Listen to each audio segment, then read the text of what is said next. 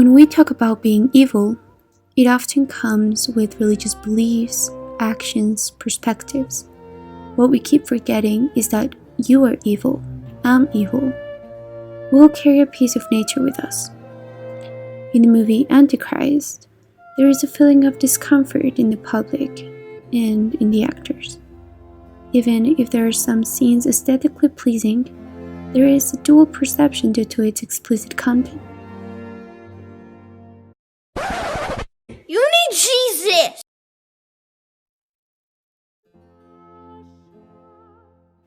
There are three concepts of relevance in the movie: grief, pain, despair. In the beginning, we witness a situation that, let's face it, it's really fucked up. In it, there is some kind of innocence to Nick, their son, yet a certain acknowledgement of the sin. There is this feeling of annoyance of having pleasure and death together.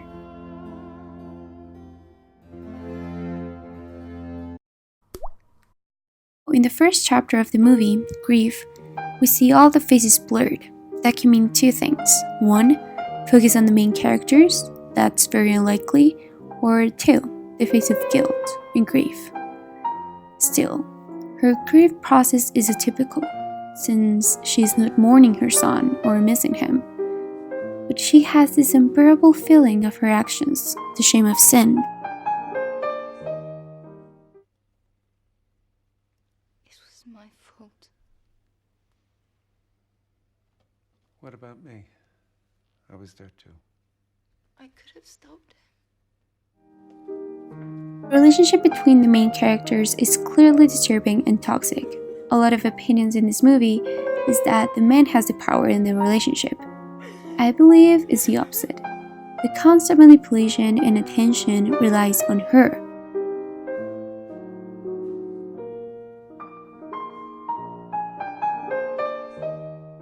You've always been distant from me and Nick. Now that I come to think of it, very, very distant. I never interested you. Until now. I never interested you. Well, until she's worth of his attention. He loves analyzing her as a patient, her mental condition. He doesn't love her as a wife. So, because of her mental state, anxiety plays a very important part in the grief cycle. It's not only a condition that the director has admitted as his own, but also as a human construction. More specifically, of a woman, giving the man the figure of rational savior. In this logic, maybe, the woman equals an animal because of her nature, and the man, a human, because of his rational behavior. So, if we take two concepts, such as anxiety and human, this displays. Anxiety comes from guilt, and human from the sin, sex. So this transforms into sin plus guilt equals grief. In this case, sex is a sinful one, since it ends or produces the death of innocence of their child, not to mention the real obsession they have with it. These concepts take place in their home, when the real fear is revealed, the woods, Eden. In the train trip, there are some things that personally I'm frightened about. Yet again, I'm a pussy when it comes to horror.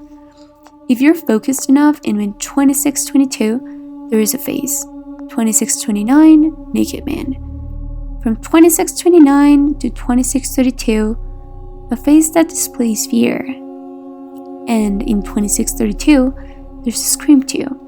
So, what means all of this? Maybe I'm really wrong and with a lot of shit in my head, but maybe there are the faces of grief, despair, and pain of Eden. Or it was just to scare the shit out of us and it doesn't mean anything. In this strip, she also goes to a mind space where she becomes part of the nature, showing the director's perspective. Which brings us to the evil nature of women. Them, their sexuality, is simply sinful. Woman equals nature equals Satan, which equals evil. Men are scared of a strong, confident vagina. Oh, well, that I think is true. And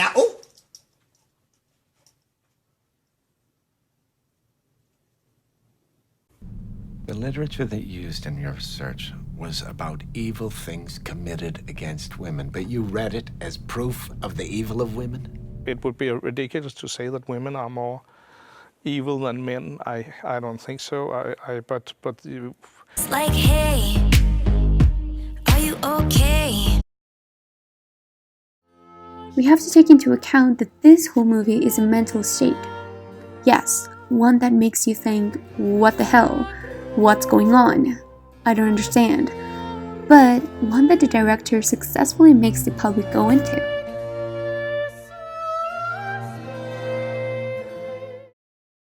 Okay guys, this was it for today. I hope you liked it. Please give it a thumbs up, subscribe. Until next time, and don't forget, this was Between the Lines.